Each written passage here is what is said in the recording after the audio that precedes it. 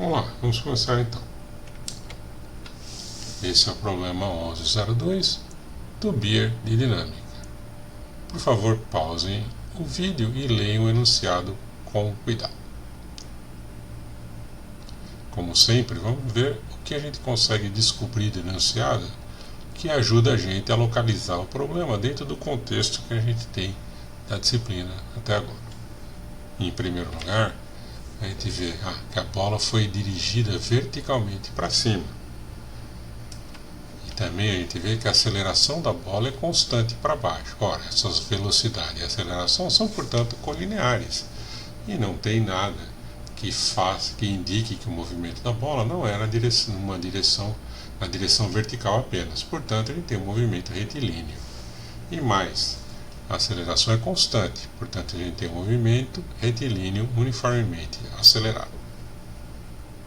Em problemas de dinâmica, quase sempre é muito útil transformar um enunciado que é em texto em algum esquema que represente o problema.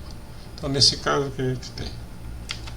A gente tem uma bola. O que o enunciado diz? Que essa bola está a 20 metros de altura.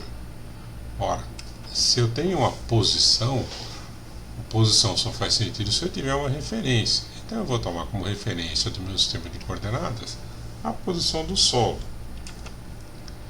Além disso, o que eu tenho dito no enunciado?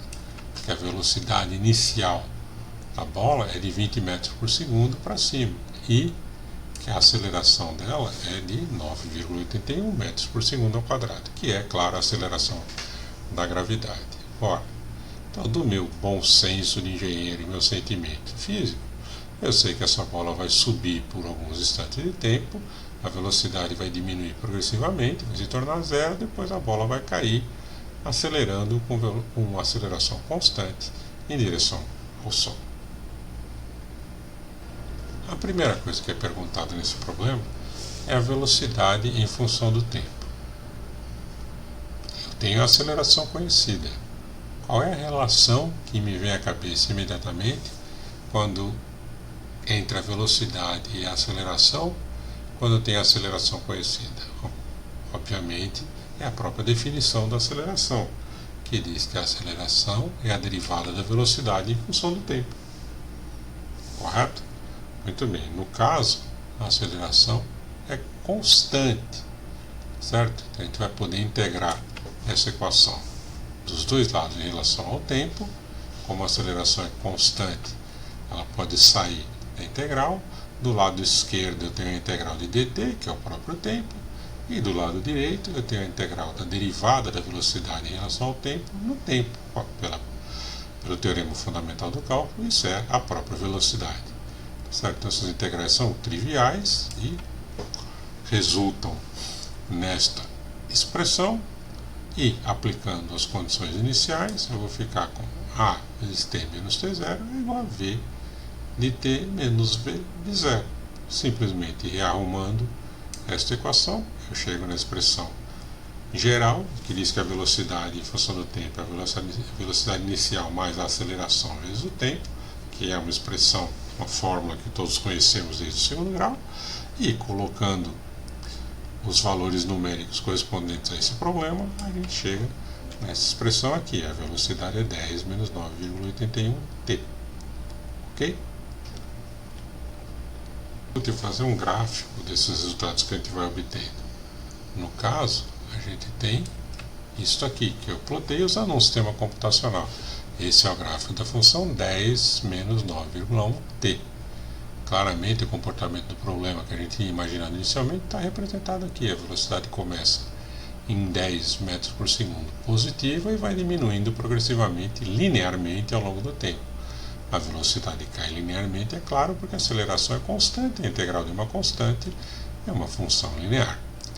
Uma coisa interessante é que a gente percebe que a velocidade é zero por volta de um segundo, o que não é surpresa, já que a aceleração é de 10 metros por segundo, é 9,81, que é praticamente 10 metros por segundo ao quadrado. Isso significa o quê?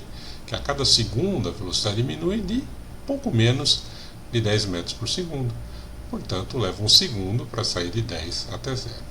E a velocidade depois disso vai se tornando cada vez mais negativa, em princípio até o infinito, porém é claro que uma hora a partícula vai se chocar com o solo e a velocidade vai parar de aumentar, certo? Outra característica importante é te lembrar que a velocidade é a derivada da posição, portanto ela se torna zero. Ela se tornar zero indica que a posição vai ter atingido o máximo, que é o momento onde a velocidade muda de sinal. A bola estava subindo com velocidade positiva e começa a descer com velocidade negativa. Então esse tempo de aproximadamente 1 segundo é o tempo no qual a altura da bola é máxima. A próxima pergunta é a elevação em função do tempo. Ora, neste instante eu tenho conhecidas a aceleração e a velocidade. E eu preciso relacionar estas duas coisas, que são as coisas que eu tenho, com a posição. É claro que a relação mais óbvia e imediata entre essas três grandezas é uma que envolve apenas a velocidade e o deslocamento, que é a definição de velocidade, que a velocidade é a derivada da posição em função do tempo. Claro que eu posso novamente integrar os dois lados em relação ao tempo e eu posso substituir a expressão da velocidade que eu acabei de encontrar, lembrando que essa expressão só é válida porque a aceleração é constante, e eu tenho duas integrais muito fáceis. Do lado direito eu posso usar o teorema fundamental do cálculo, portanto eu tenho apenas a velocidade, e do lado esquerdo é um polinômio de primeiro grau. A integral do termo constante V0 é V0t, e a integral do termo linear AT é 1 meio de AT ao quadrado. Certo? Então eu tenho este resultado das integrais e, aplicando as condições de contorno, eu chego na fórmula geral do deslocamento em função do tempo. E, para este caso particular, colocando os valores numéricos que a gente tem, o deslocamento inicial é 20, a velocidade inicial é 10, os ambos positivos, e a aceleração é menos 9,81 negativa, a gente chega na expressão do deslocamento em função do tempo. Novamente, vamos fazer uma visualização do resultado que a gente acabou de encontrar. E percebam, o deslocamento é exatamente o que a gente tinha imaginado, se comporta exatamente como a gente tinha imaginado. Ele é uma função quadrática, claro, porque a velocidade é linear, a integral de uma função linear é uma função quadrática, que vai ter um máximo por volta de 1 segundo, o tempo no qual a velocidade era nula. A partícula sai de 20 metros, se movendo para cima, porque a velocidade é positiva, porque a derivada até 1 segundo mais ou menos é positiva, e depois ela começa a cair, se mover para baixo, já que a partir de 1 segundo mais ou menos a velocidade se torna negativa. É claro que nesse gráfico nós estamos fazendo a elevação continuar na região negativa, que não necessariamente é realista. A gente vai imaginar que a partícula, ao tocar no solo, não se move mais. A próxima pergunta é: qual é a elevação máxima atingida pela bola? Bom, o que nós sabemos sobre máximos e mínimos de funções? Eu sei que a elevação é uma função do tempo, e eu sei que o máximo de uma função é a derivada, quando o máximo da função ocorre quando a derivada dessa função em relação a sua variável independente é zero. Portanto, eu vou fazer a derivada da elevação em função do tempo ser igual a zero. Mas quem é a derivada da elevação em função do tempo? É a própria velocidade, correto?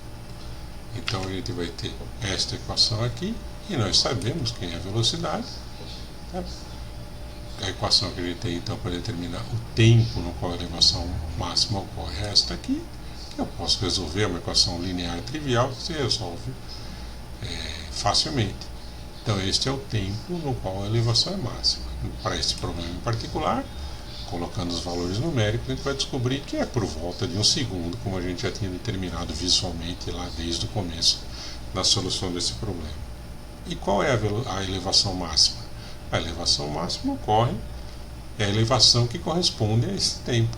Então basta colocar esse tempo na fórmula da elevação máxima, que é esta aqui.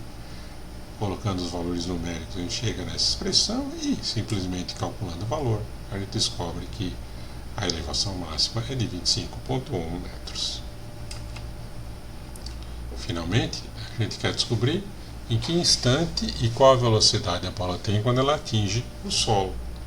Qual é o que caracteriza a situação na qual a bola atinge o solo? A bola atinge o solo quando a elevação da bola é zero, que é a nossa referência para os deslocamentos. Está claro isso? E como eu tenho uma expressão para o deslocamento em função do tempo,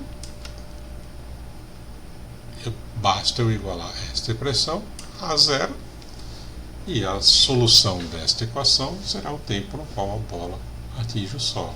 Isso é uma equação quadrática convencional que eu vou simplesmente rearrumar para ficar mais parecido com o que ele está acostumado. É uma equação quadrática na qual A é menos 4,905, B igual a 10 e C igual a 20.